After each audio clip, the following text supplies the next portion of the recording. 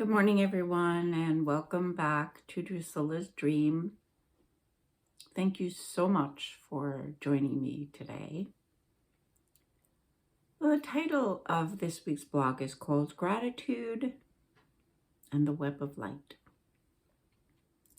So as I'm writing this blog, it's extremely early in the morning, 5 a.m. to be exact. And sleep last night was kind of like the elusive butterfly. It fluttered teasingly in and out of my waking consciousness, promising an eventual abstract moment where my brain would finally succumb. But slumber's promise was not kept. Thus I lay cozy and warm and comfortable beneath the soft blankets on our bed. With eyes closed and focusing on my breath as it moved in and out of my body, I hoped that would be the catalyst and sleep would take me over. But it was not meant to be. So eventually I begrudgingly surrendered to the dawn of the new day and opened my eyes. The cable box indicated that it was 4 a.m. and our bedroom was strangely aglow with a soft iridescent light. At first I thought that maybe we left a light on somewhere, or maybe it was a cell phone that was glowing, but it was neither. So as I looked for the source of the illumination, a cool breeze kind of waved through the open window, and I looked toward it. Peeking from behind and in between the slats of the half-closed blind, I saw it. I got up and raised the blind all the way up, revealing a beautiful, bright, and dazzling full moon. It was the pink super moon of April, which was the reason for its brightness, because the super moon is when the moon is closest to the earth. There was also this like an incandescent aura around the moon, and it seemed to call to me, and kind of I felt lifted up and out of my physical form so that I could join its vast and incredible energy and receive its otherworldly gifts of expansion, transcendence, and higher consciousness. I stood in front of the open window, just lost in the moon's wondrous power and bathed in its ethereal mystery. And by the time I made my way downstairs to my meditation space, I was deeply adrift in a kind of a tranquil sea of intense gratitude. There wasn't a singular focus for my thankfulness. It was simply kind of like a state of being in an energetic transformation from the mental isolation of me as a mere mortal struggling through a frustrating night of insomnia to the soulful unity of the great oneness and light that joins us all together. So my meditation was equally as mystical and inspiring, so I thought I'd share it with you now, and I hope that I can do it justice. I'm counting on my team of light to assist me and give me a hand. So why don't you go ahead and close your eyes now, if you're comfortable, and take a nice slow deep breath and hold it, and then slowly release it. Take another deep breath, hold it, and then release it. And as you release it, try to feel that feeling of settling in that place of relaxation and peace. And as you continue to focus on your breath, just let everything else fall into the background. Now notice with your mind's eye an infinite web of light in front of you. This web is the matrix of the one energy that binds us together. It has no beginning and no end, at least not that you can see. You observe that at each connecting point, there seems to be a beautiful crystal-like orb. There are millions upon millions of different colored orbs, and some are glowing brighter than others. One is far brighter than the rest, and you immediately understand that that orb or point of light is you. Effortlessly, you merge with the orb of light, becoming more energy than form. You feel a wondrous sense of comfort and familiarity. Once there in that familiar place, you're met by your spirit guide, an Archangel Uriel, whose name means the light of God. They begin to ask you telepathically to use your inner wisdom and try to understand why some orbs are brighter than the others. At first, you're just overwhelmed and enveloped by feelings of bliss and gratitude, and you bask in that. You feel supported and loved and cared for in a way that is supernal and celestial. Eventually, as you process their question, you begin to realize that the brighter orbs are all of the people that have been part of your life so far. You recognize your parents, siblings, friends, teachers, mentors, adversaries, and even strangers that impacted your life in some way. You can now understand how each of these people contributed to your evolution and development as a soul. Your gratitude grows as you begin to appreciate that even the people that hurt you and caused you incredible pain were helping you to awaken and rise to a level of consciousness that you aspire to. You're also aware that you intimately know each of these souls from another world. You remember that before coming to the earth plane, they lovingly agreed to be part of your journey and assist you in accomplishing your life purpose. Those sacred contracts between souls were and are being played out in a most synchronized and coordinated way every day of your physical life.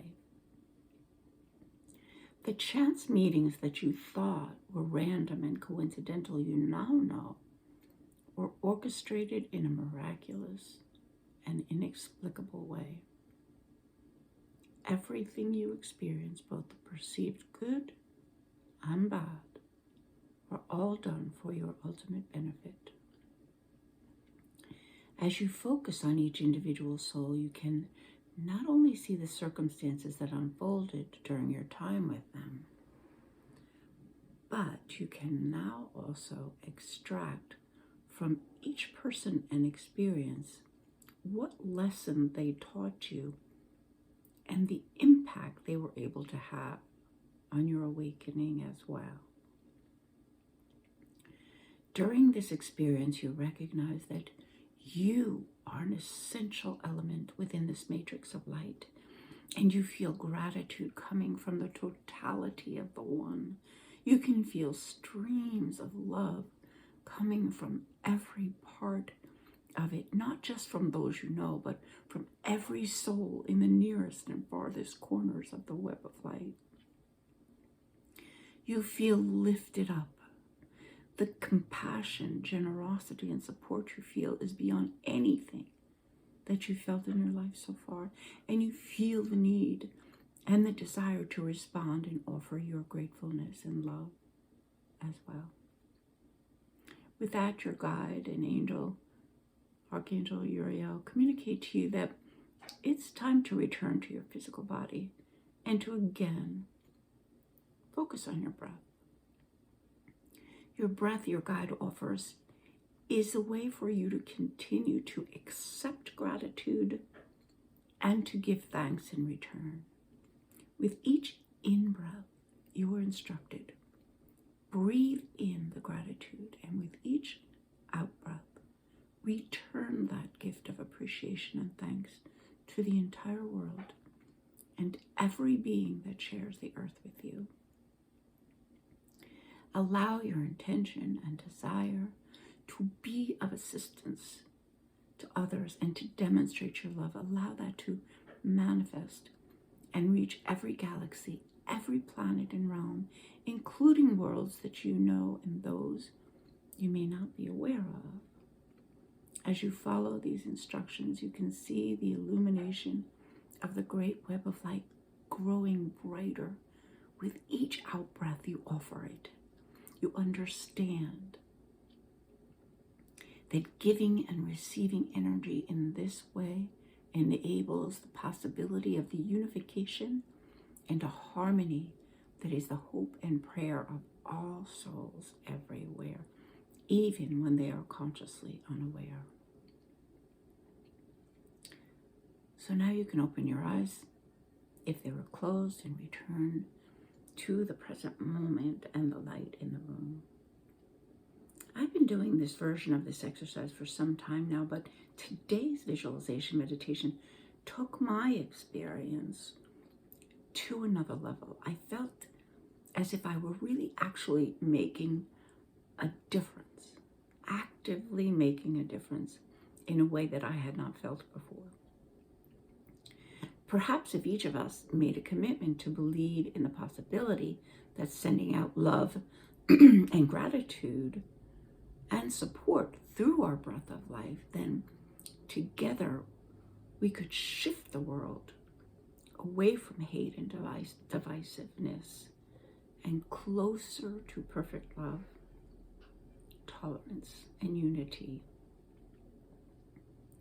We are far more powerful individual than we think, and as one interconnected entity, we are a formidable force for good. So as the sun began to peak above the horizon, I heard a soft tweet of a singular bird. Another responded in kind, and then another and another. Before long, there was a frenetic, frenzied party of wakening birds singing loudly and excitedly as they greeted the dawn. I felt so blessed and happy to be serenaded by that incredibly loud, yet harmonic and cheerful song. The revelry lasted only a short while, just until the spectacular sun made its presence known. And once again, silence fell upon the world outside my window, with only an occasional tweet to remind me to be grateful for life itself. So in that moment, I decided that the sweet sound of our feathered friends will forever evoke in me thanks for everything and everyone that is part of my intense and incredible earthly journey. Life is what we make it, and by how we choose to perceive it. So let us put on our rose-colored glasses and look for the light of positivity and love, and we'll surely find it. And as you do these kinds of experiences and meditations, everything that happens during your meditation or whatever it is that you're doing has a reason for it happening, just like those birds.